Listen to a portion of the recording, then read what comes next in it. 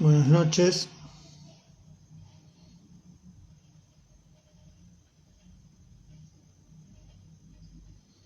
Hola Vero, ¿cómo te va?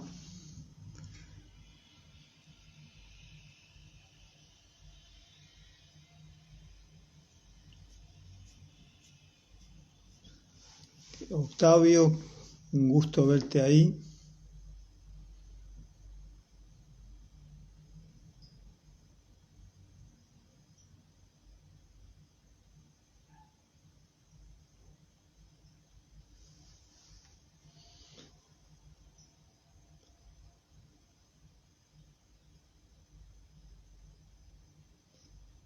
Bueno, buenas noches.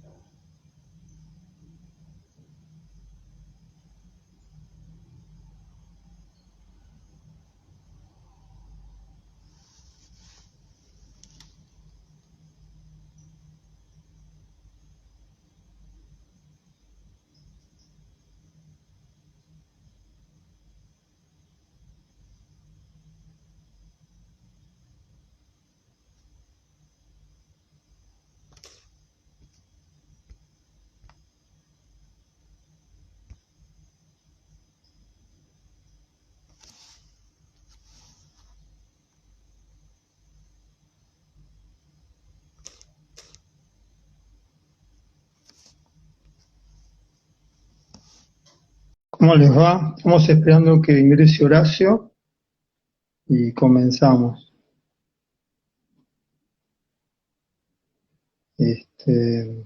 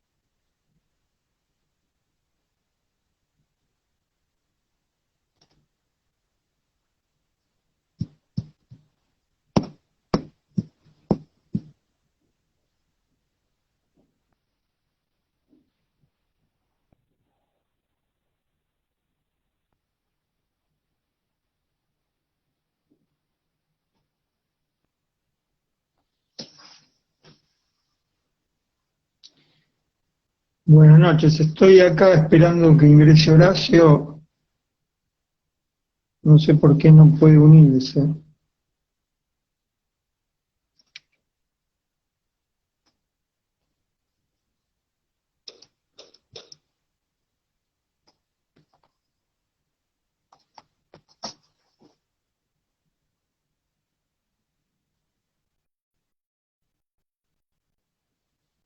Ahí está Maíta. ¿Cómo te va, Maíta? Cecilia.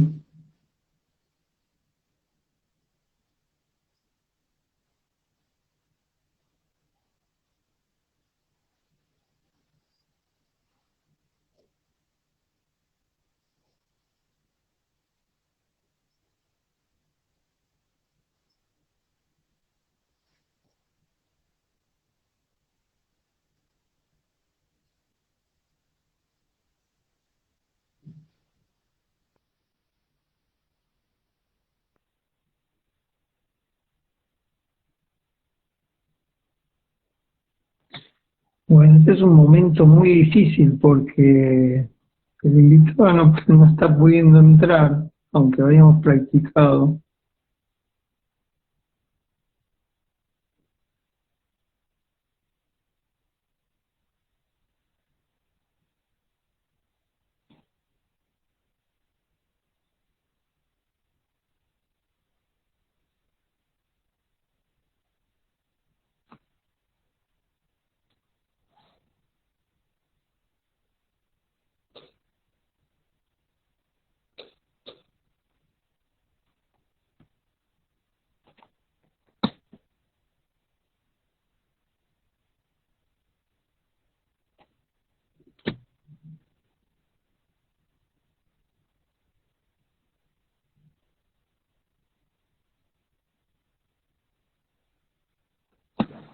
Bueno, es una pena, algo está pasando.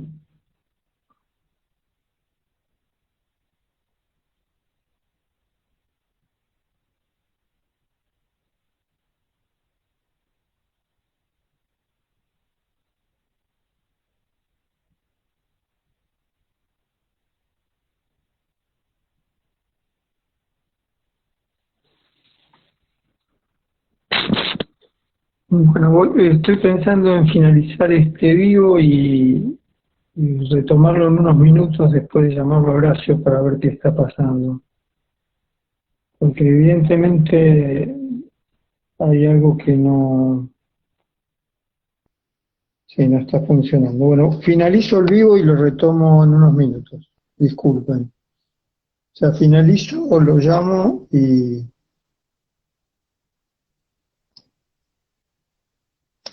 ahí está.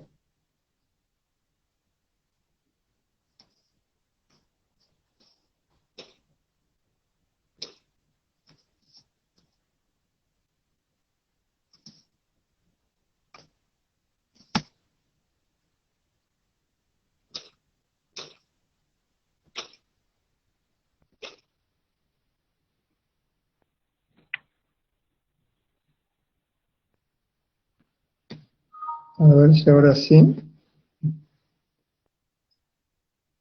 Disculpen, ahí lo vi cuando estaba por finalizar el vivo que había entrado. Ahí está. Información. Aquí estoy, sí. Costó un poco ahora. Yo me Sí. veía. Bueno, pero acá estamos. Bueno, este, acá estamos con Horacio González. Vamos a hacer el vivo de nuevo sin imagen. Si en algún momento, Horacio, preferís con imagen, me decís sí. No, somos iconoclastas. Bueno, me gustaría para iniciar hacer una pequeña presentación de tu trabajo, de tu obra, de tu presencia como ensayista, como escritor, como profesor, como maestro, como conversador.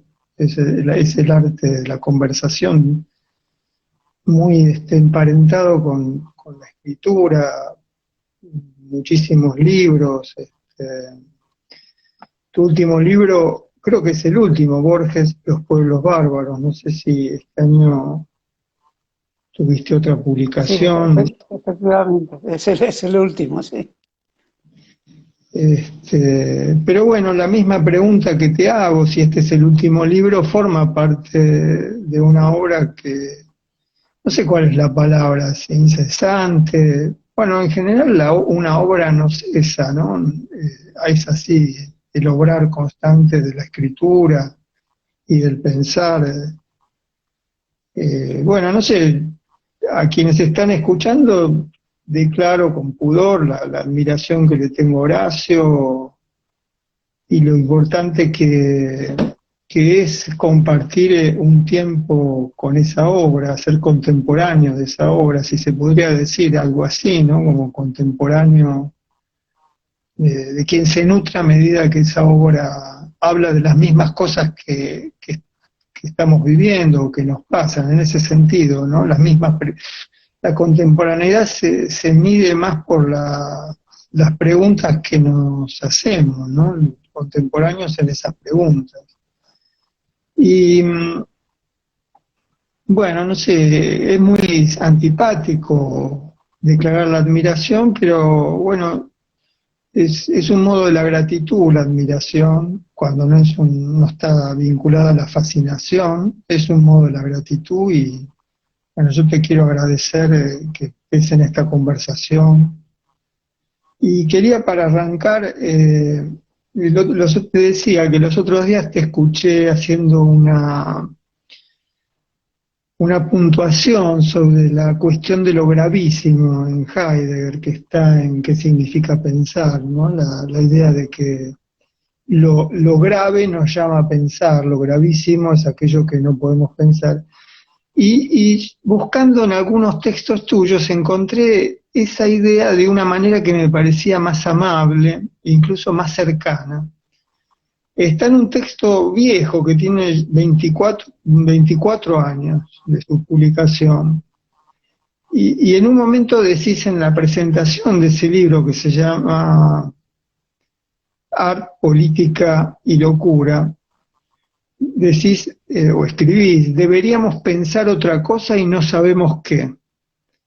Ese no saber qué es lo que nos interesa. Me parecía que esta pregunta o esta afirmación es la afirmación de todos estos años de trabajo que venimos haciendo. Me parece que es una afirmación que nos ayudó a pensar, sobre todo en las universidades, ¿no? Afirmar que hay un no saber qué, un no sé qué del saber, ese no sé qué del saber y que eso nos interesa, nos posiciona en un modo de trabajo intelectual y, aunque la palabra intelectual no me gusta, de trabajo, digamos, en relación a que nuestro interés es eso que no sabemos pensar, nos interesamos por eso, lo cual supone un acto enorme, ¿no? De cuestionamiento, ese admitir que no sabemos ese pensar. Bueno, estas vaguedades, como dirías en alguna ocasión, para presentarte, para iniciar este diálogo, espero que la pasemos bien conversando.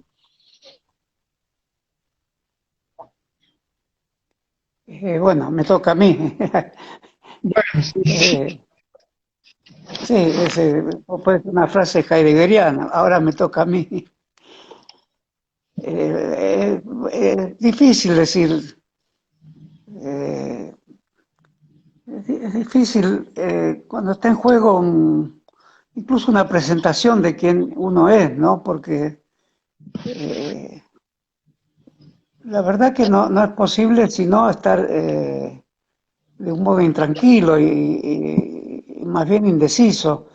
Y sin embargo yo admiro o veo con, no es que me guste, pero las personas que tienen la posibilidad de armar, consolidar o expresar en un discurso un conjunto de conocimientos que se agotan en esa expresión, o sea que demuestran que es posible una revisión exhausta de un dilema y consiguen exponerlo y establecerlo como algo adquirido, y después vienen frases como próximas investigaciones seguirán esclareciendo este dilema.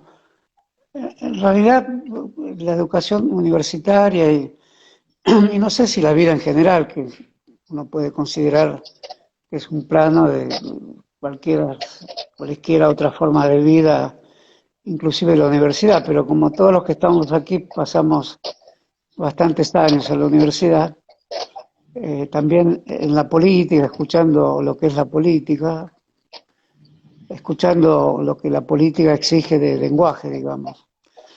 Hay una idea de exposición que tiene un comienzo, un despliegue y un final que crea un dilema. Crea un dilema que uno no sabe bien si resolverlo con un sacudón muy fuerte a ese esquema lineal.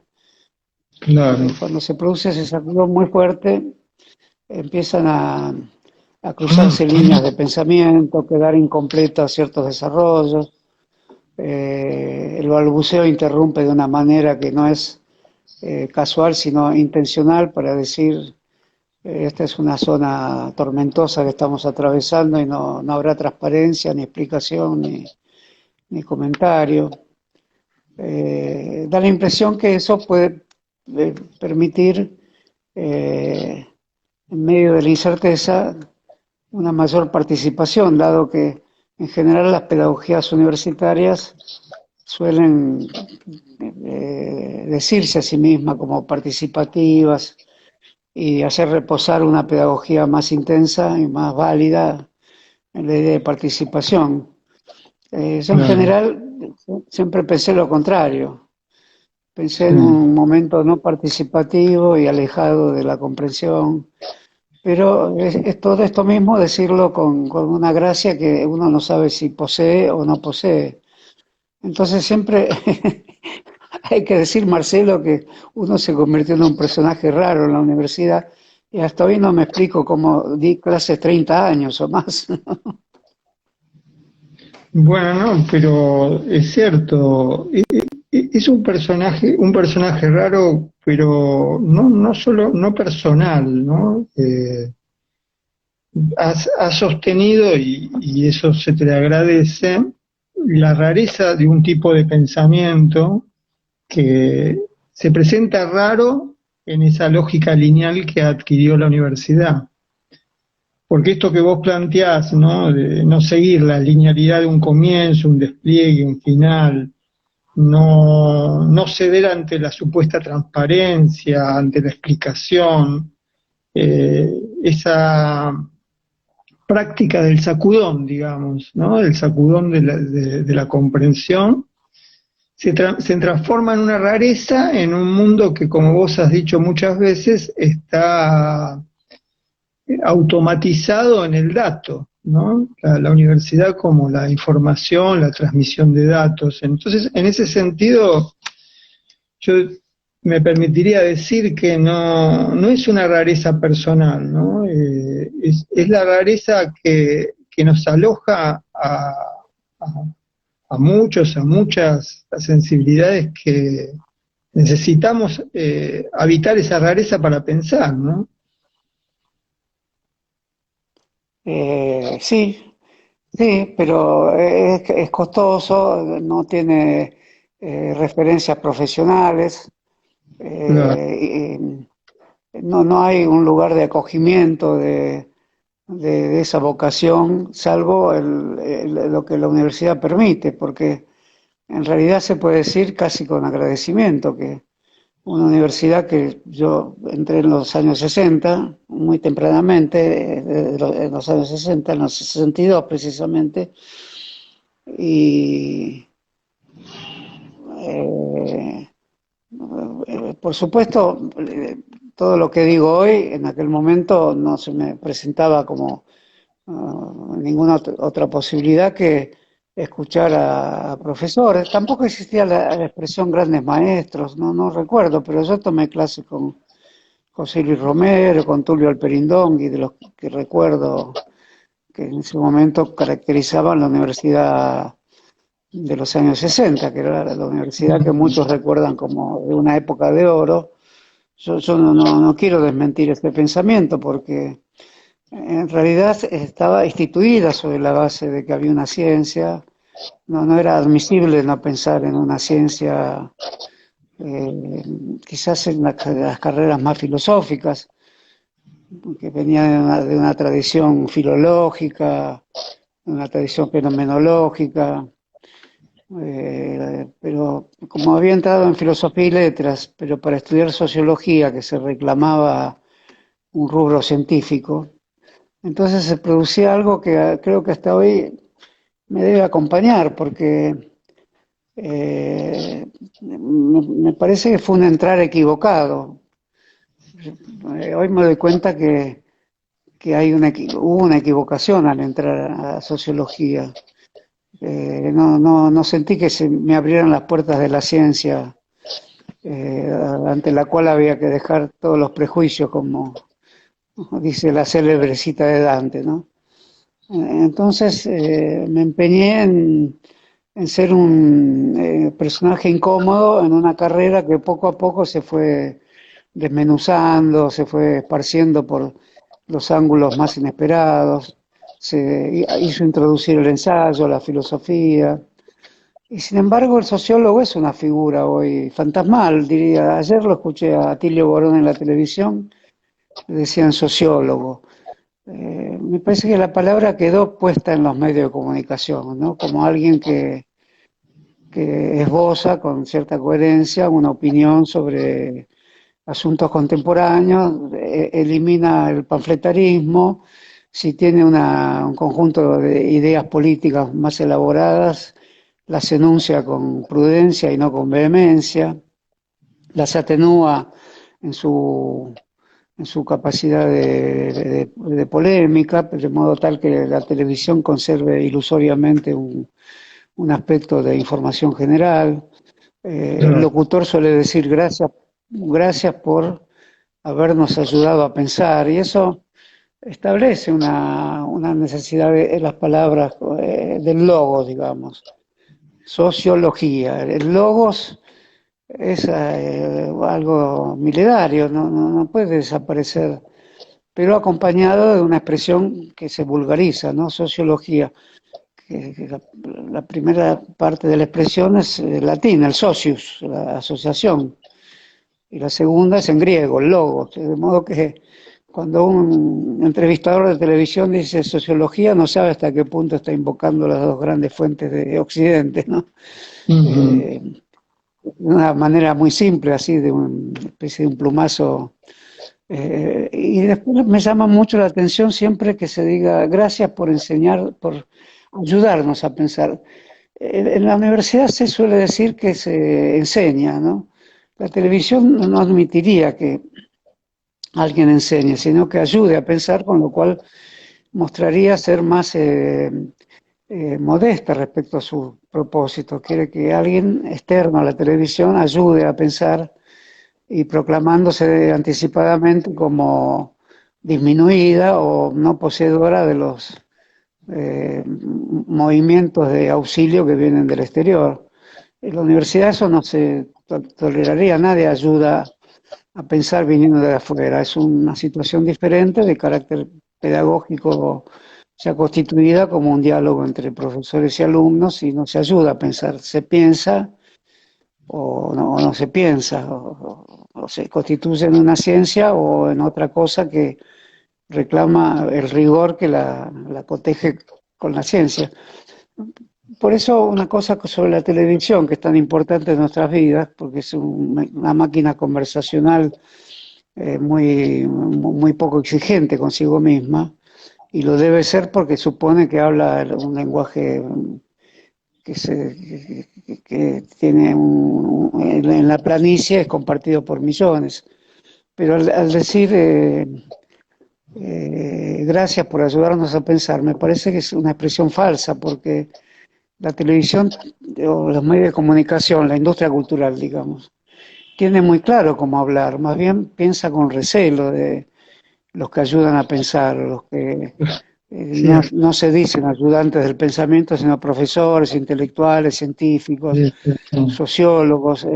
La televisión parece disminuirse, pero en realidad elogia disminuyendo, y lo que está queriendo decir, me parece, que tarde o temprano las personas que van a la televisión exhibiendo un título, sociólogo, por ejemplo, psicólogo, infectólogo, el gobierno de científicos que esgrimió el gobierno de no científicos cuando hizo el discurso inaugural Fernández, la televisión va a generar ya generó sus propios intelectuales, va a llegar el momento en que no recurre a la universidad para un auxilio del pensamiento que solo se entendería porque hay una palabra que contiene el logos, ¿no? El logos, que casi todas contienen el logos.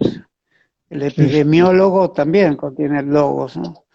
Y en algún momento la televisión o la industria cultural o las redes en general van a crear los personajes que se autosatisfagan en el conocimiento y para el conocimiento, sin precisar darle las gracias falsamente a ningún otro personaje que venga de un exterior constitutivo del verdadero pensamiento, el que ayuda a pensar.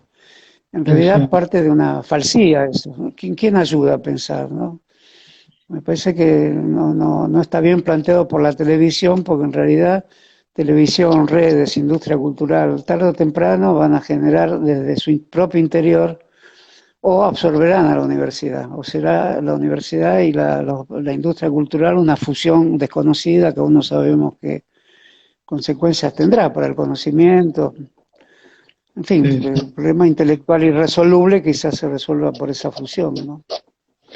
Sí, es cierto lo que estaba pensando, es cierta y precisa eso que recortás, ¿no? Gracias por ayudarnos a pensar. Que como vos decís es una declaración que uno no sabe si marca un fracaso tal vez, o porque el gracias por ayudarnos a pensar es gracias por confirmar lo que ya pensamos, lo que queríamos escuchar, ¿no? Y eso tiene relación con algo que vos decís, se trata de un discurso, no quiero usar la palabra discurso, de un habla, de un decir que se muestre autosatisfecho y que autosatisfaga lo que ese ayudarnos a pensar, que es confirmemos lo que ya pensamos. A mí me parece que yo quisiera recuperar esto que decís porque también vivimos ese lugar o esa sospecha de estar en un lugar equivocado cuando estamos en la Facultad de Psicología o en esta cátedra. O fíjate esto mismo, ¿no? De sentirnos más cómodos en la conversación después de clase, llamarlo así. Decir que estamos en ese borde, que tiene que ver con la sospecha de que adentro de la clase o adentro del aula pareciera ser que estamos en el lugar equivocado, ¿no? Y me parece que ese personaje incómodo que muchas veces vivimos, me permito también sumarme a esa o sentirme dicho por esa expresión de incomodidad, requiere un hablar que aloje la incomodidad, ¿no? Que aloje el equívoco, que aloje el desacierto, y sobre todo algo que está muy presente en tu trajinar en las aulas y en los escritos, que es declarar la no autosatisfacción de lo que pensamos. Y eso es muy difícil, ¿no? Pero también es cierto que muchas sensibilidades que se sienten así necesitan autorizarse a esa no autosatisfacción. ¿Qué sería la no autosatisfacción? ¿No? Sería bueno, aceptar aceptar lo que no sabemos, y también eso que no sabemos que nos mueve a estar hablando y a escribir y a pensar. Qué sé yo, sé que compartimos esto, no sé cómo decirlo, sé que lo compartimos con muchas de las personas que lo están escuchando, ¿no? De que necesitamos asumir ese equívoco, esa incomodidad, que sabemos que el saber es fantasmal, ¿no? Suena medio fuerte, ¿no? Decir que el saber es Sí, fantasmal. no, a mí me suena bien. Estaba pensando que, bueno, es estar en una posición dificultosa respecto a una corriente dominante que no domina arbitrariamente. Es el acuerdo vocacional que hicimos con nuestros maestros, con nuestros profesores, con una institución universitaria que la Argentina es una institución pública que se sostiene casi milagrosamente por el empeño de la vida tanto académica como política y como sus disidentes internos, que es la otra parte del trípode que la sostiene. De modo que no es esta una conversación de ingratos. pero sí es una conversación difícil en la medida en que de alguna manera pareciera que se presenta algún obstáculo a la vida profesionalizante, que es las vidas que la política sostiene, el modo de decir un título de grado a las personas cuando se las presenta. Eh, la televisión, parece ser democrática, que parece ser igualitaria, lo es en algún sentido, destruye esos títulos, por supuesto los menciona, pero también los destruye, los precisa, porque el Estado no la faculta para entregar títulos de doctor, pero en general si hay un doctor que viene con el título universitario, el doctor Castro, por ejemplo, se lo menciona como el doctor Castro, el profe Romero es profesor, pero al decirle profe es un profesor que cultiva un igualitarismo con los alumnos que se quiebra el día del examen, a no ser que el examen se lo trate también de una manera igualitaria, donde todos saben lo mismo y nadie tiene derecho a esgrimir la autoridad de una pregunta. El examen es muy dificultoso hoy en la universidad. Lo era menos cuando la universidad tenía menos discusión interna respecto a sus jerarquías. Creo que la universidad precisó, para decir algo último sobre la televisión, en realidad cuando se dice doctor en la televisión hay una cierta ironía y ahí el doctor Castro no precisaría menos a decir gracias por ayudarnos a pensar a otro doctor, digamos. Él mismo hizo gala de un estilo, examinar la locura de los hombres célebres, que es un viejo género psiquiátrico argentino, incluso de un gran libro que es La neurosis de los hombres célebres de Ramos Mejía, que es un libro que a mí me gusta mucho, porque es un libro disparatado, digamos, de gran interés, digamos, donde la historia la hacen los locos, ¿no? Eh, en ese sentido, el doctor Castro hace eso, la neurosis de los hombres célebres sería Cristina está loca, Kirchner está loca, pero hace excepciones políticas. A Macri nunca le dijo loco, ronda con la locura de Fernández, de modo que en ese sentido no ha cambiado mucho la idea de que alguien doctorado pueda emitir juicios por televisión, si no es el propio locutor que fusiona las dos características. Por ejemplo, Silvestre es historiador, pero no actúa como tal. Actúa como un locutor porque ha modulado mucho su voz, los énfasis, los minutos con los que tiene que interrumpir. La interrupción es importante, el que habla es interrumpido por la publicidad y como cuando leemos hoy los diarios por internet, de repente cae algo del costado, de arriba, y es la publicidad, no está al lado en contigüidad metonímica, digamos, como en los diarios, en el papel. Está superpuesta y sorpresivamente ataca, digamos, como un virus que ataca la lectura. Y hoy un artículo de diario que tiene 60 líneas, en realidad tiene 4 o 5 publicidades que la cortan y hay que hacer un milagro para sostener la coherencia de un texto que está cortado 5 veces por una propaganda de un yogur, del Banco Credit Corp y no sé, de Monsanto, digamos. A lo mejor el artículo es contra Monsanto también.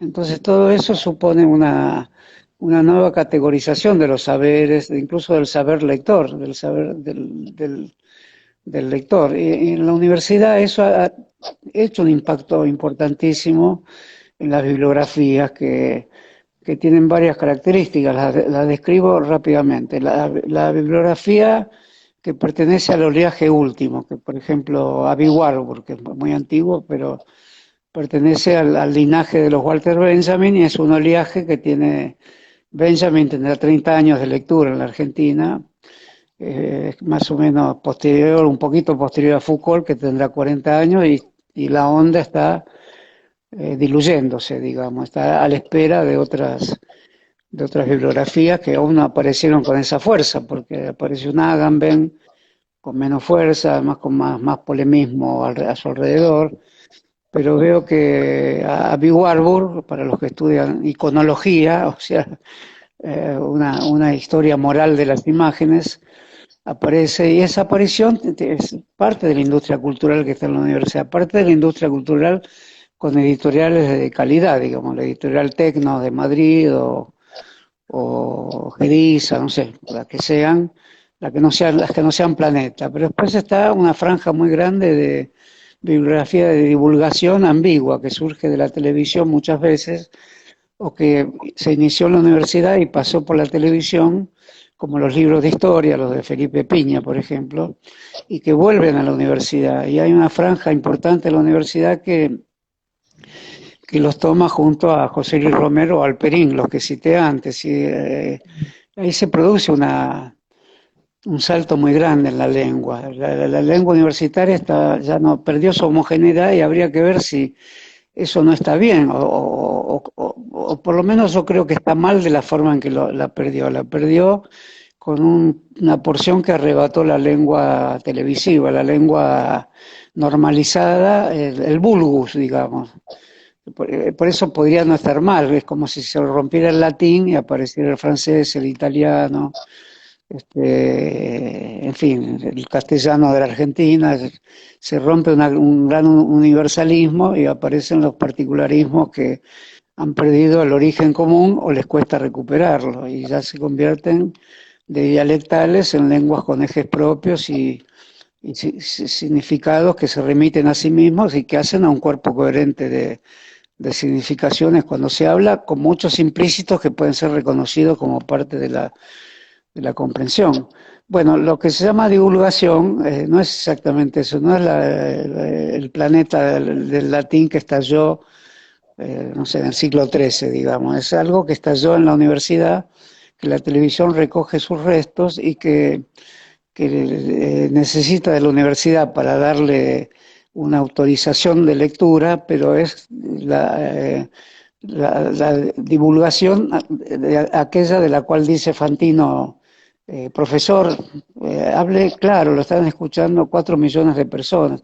Esos libros están, pero después vuelven como bibliografía universitaria, de modo que la pregunta sería si hay cierto derecho a establecer cierto tabique, por supuesto con todas las posibilidades de ser atravesado por ósmosis y con toda facilidad, un tabique que suponga acuerdos explícitos desde el mundo de una cierta lógica del conocimiento, donde ese conocimiento pasado por todo el tamiz de la voz televisiva, digamos, de la voz radial, de la industria de la conversación masiva, digamos, que cuando vuelve a la universidad obliga también a una disputa muy grande con el especialista en Husserl.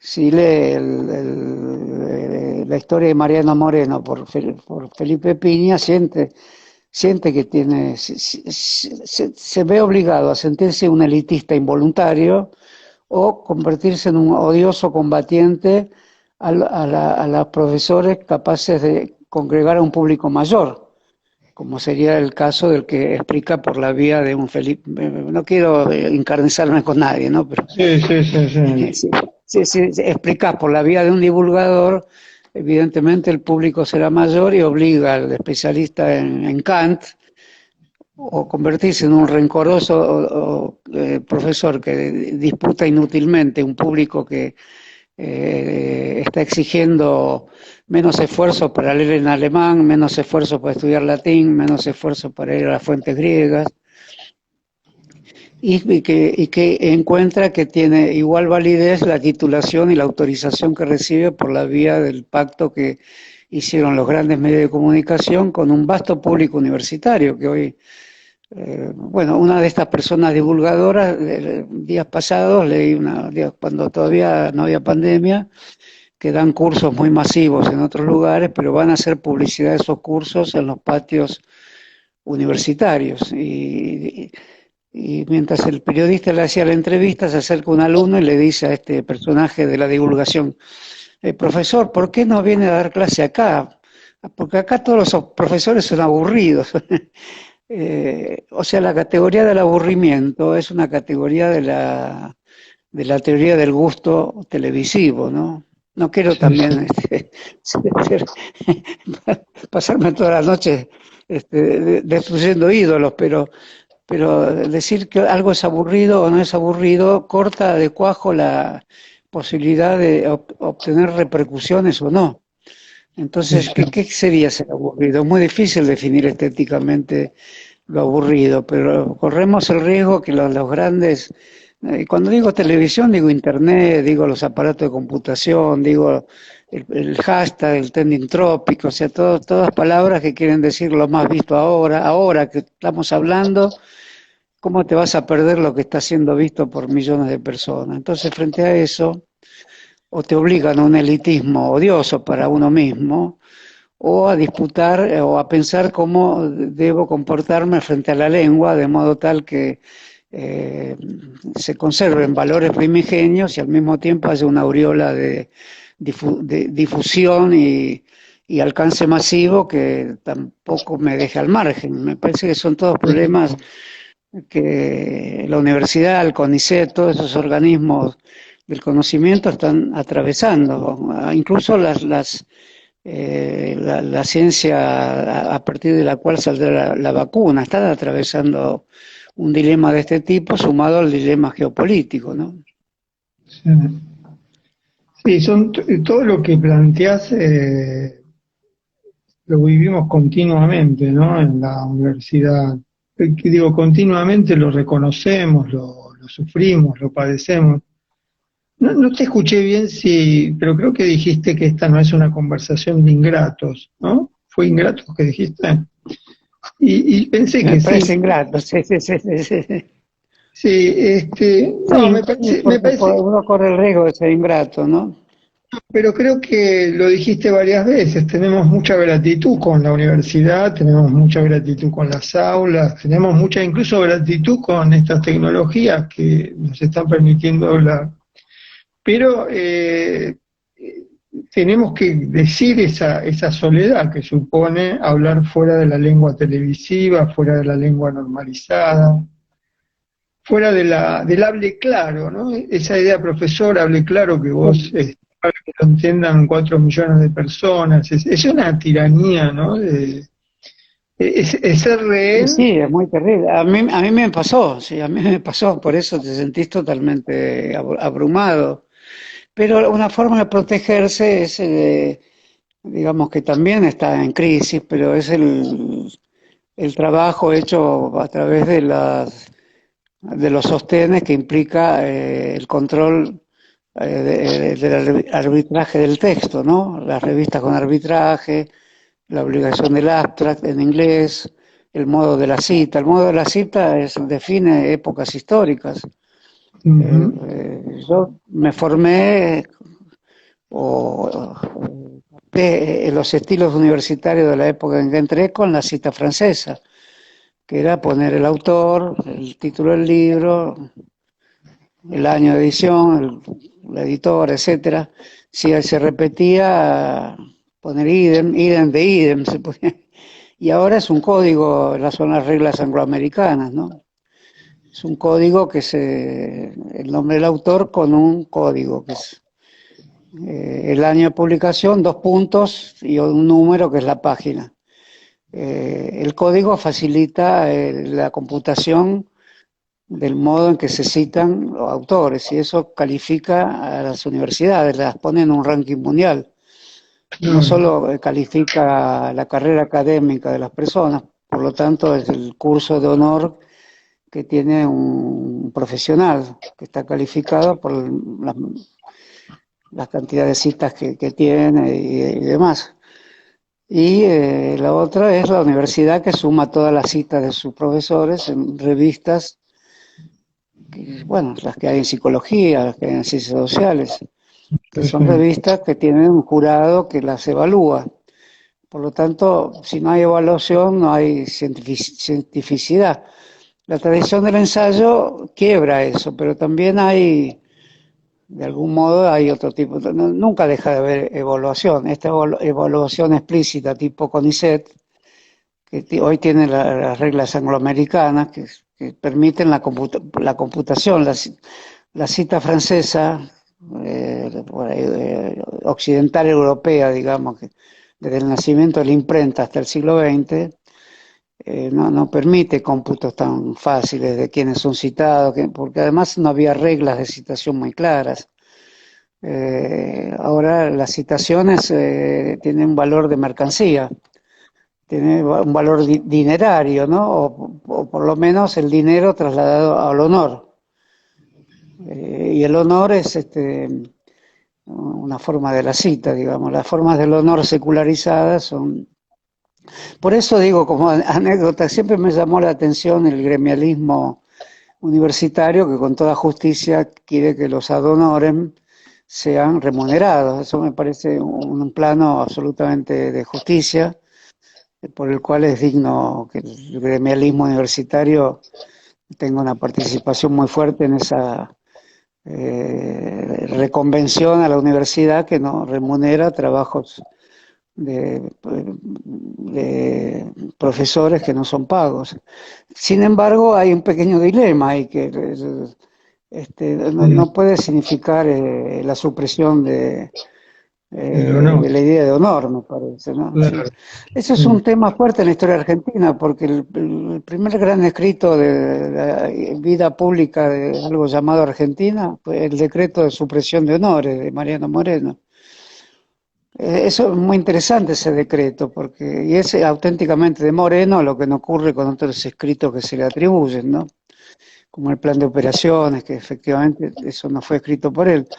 Pero el decreto de supresión de honores fue en medio de una lucha política interna y era el modo de igualar, incluso en los oropeles, ¿no? El asiento tenía que ser igual para todo el mundo de la Junta. Cuando iban a misa, el reclinatorio tenía un almohadón. El almohadón tenía que ser del mismo tamaño para todas las rodillas. Eso dice el decreto de supresión de honores, ¿no?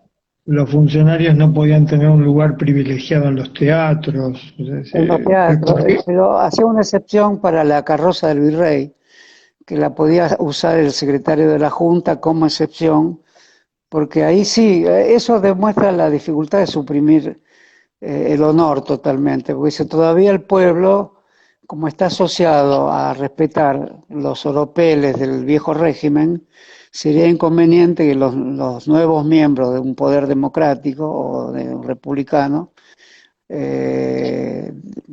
repentinamente se despojen de esas señales de poder que son adornos honoríficos innecesarios, pero que lo siguen siendo en la medida en que el vulgo todavía le falta entender que se han suprimido, entonces progresivamente hay que retirarlos, pero por el momento seguiremos usando la carroza del virrey, ¿no? Algo así dice los considerandos, ¿no?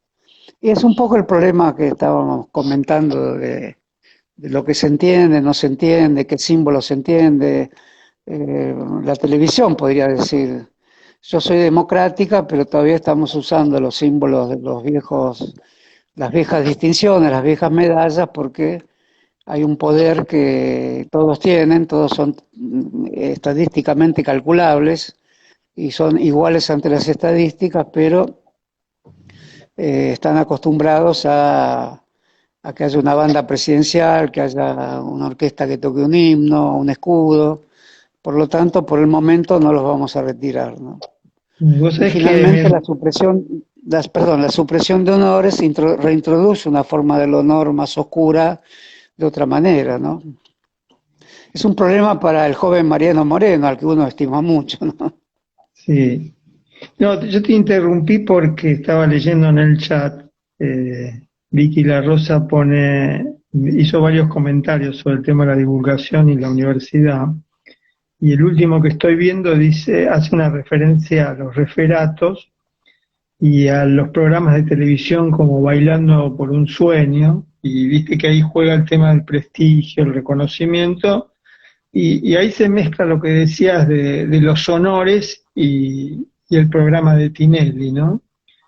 Ahí hay un jurado, no sé si sigue teniendo ese formato, pero recordemos que hay un jurado, ¿no? Que evalúa una coreografía y que utilizan toda la gestualidad académica. ¿no? Las observaciones, los ademanes, los tonos de lo académico, ¿no?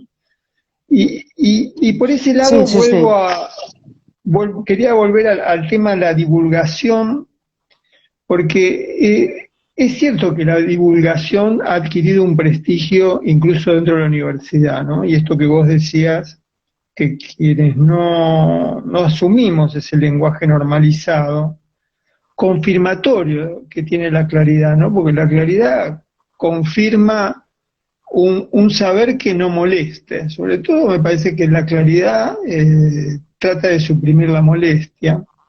Yo quería recordar algo que me hizo, que vos debés conocer y que siempre impactó mucho, un artista plástico de los 60, Rodolfo Carreira, tenía dos imágenes, ¿no? Una era que el pensamiento tenía que ser como una piedra en el zapato, muy propia de los 60, y la otra que el pensamiento tenía que ser como un dolor de muela. No, tal vez no decía él en este sentido, no lo decía como lo estoy diciendo yo, lo decía mejor, me salió un tono imperativo o moral, que el pensamiento debería ser. No, Carreira sentía el arte como una piedra en el zapato, lo sentía así, lo vivía así, y no se quejaba, ¿no? Tampoco lo decía con ingratitud, ¿no? Sabía que esa molestia tenía una productividad. Y a mí me parece que el tema del lenguaje televisivo, la divulgación, toda esa lógica probatoria que tiene el lenguaje televisivo, porque también, como vos decías, hay una lógica del examen, ¿no? De la prueba de idoneidad, y la expresión del doctor Nelson Castro es como la consagración, ¿no? De esa prueba de idoneidad que le permite hacer diagnósticos por televisión o afirmaciones, pero sin la molestia, ¿no? Me parece que, y lo que a mí me parece que sufrimos, porque hay un sufrimiento, porque en esa, y lo digo sufrimiento no con un tono dramático, sino como la vivencia de un dolor, de una herida que además nos permite aproximarnos. Gracias a ese dolor, muchas de nuestras vidas se han aproximado. Y en ese dolor, que llame sufrimiento, me parece que hay algo que la divulgación evita, que es esa experiencia de la soledad de la que hablabas, que no es una soledad individual, ¿no? Es una soledad de muchas cercanías que vivimos la incomodidad de pensar, que vivimos la molestia, que nos duele la muela del pensamiento, por decir así una imagen odontológica que no sé si está buena o si la vamos a sostener, y que paradójicamente, en relación al aburrimiento, no nos cansa. Eso es algo muy... Por ahí nos cansa ese lugar al que quedamos confiscados, pero no nos cansa, no nos fatiga la incomodidad. Estoy afirmándolo y empiezo a vacilar, ¿no? Porque muchas veces sentimos fatiga, ¿no? Pero en este momento me surge decirlo así, que esa incomodidad no es el lugar que nos fatiga la burocracia académica, nos fatiga el hacer las citas al terminar nuestros textos. Vos ya has dejado de hacer las citas, bueno, no has dejado de hacer las citas, has dejado de sentirte, tal vez nunca lo hiciste, ahora que lo pienso, de sentirte compelido, presionado a citar de otra manera, y practicás la cita amorosa en la escritura. No hay, y de nuevo se vuelve a encontrar, como más nos gusta, ¿no? La idea de cita y la idea de lo amoroso. Sí, Porque ahí te finalmente... quiero aclarar que, sí, perdón, te interrumpí. No, dale. Sí. No, que la cita la veo como un proyecto de libro dentro del libro que trunco, ¿no? O trunca. Eh, es como una frase inconclusa del cuerpo del texto que la proseguís en letra más chica. Eh, Eso lo da la computadora, ¿no? Con la máquina de escribir era más difícil. con la máquina de escribir digital es más fácil, ¿no? Sí, sí, sí. Pero para burlar un poco eso, porque ya está medio prefigurado como donde poner las citas y demás,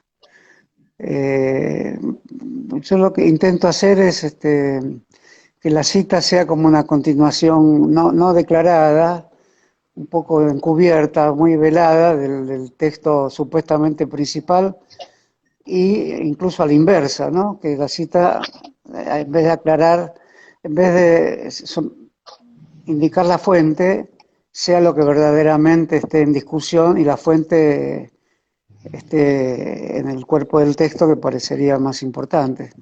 Pero bueno, Claro. eso es un poco la enseñanza borgiana, digamos, Sí, sí, confundir sí. con las citas. Y después lo que hizo Rodolfo Walsh Ah, con nota al pie, ¿no? con nota al pie, sí, sí. Eso pues, es una Finalmente, experiencia radical del texto, ¿no? finalmente, si me En permitís, realidad es perdón, no te escuché. no, no iba a hacer una acotación que espero que sea simpática, pero no te quería interrumpir. Iba a decir que finalmente cuando te escuchaba hablar de las citas, pensaba que estamos ante un autor lleno de malicias y que tal vez escribir consista en eso, ¿no? En practicar la malicia con el sentido común, practicar una malicia, este, no rencorosa, como decías antes, ¿no? Pero una malicia defensiva también. Una Sí, sí, cosa, porque está Horacio, rondando sobre está- nosotros como, se está por cortar eh, perdona, se está por cortar ¿y cómo a hacemos? bueno, si tenés ganas, seguimos una media hora más, ¿te parece? ¿Cómo lo ves? Sí, ¿Tenés? claro, sí, sí. Hay que preguntarle a los sufridos oyentes del programa, ¿cuántos millones de argentinos están escuchando? No, no, es voluntario, se pueden volver a unir o no. Bueno, O sea bueno, que finalizamos en este momento y lo vuelvo a abrir, o sea, el procedimiento es el mismo que antes. bueno, muy bien. Bueno, finalizo ahora.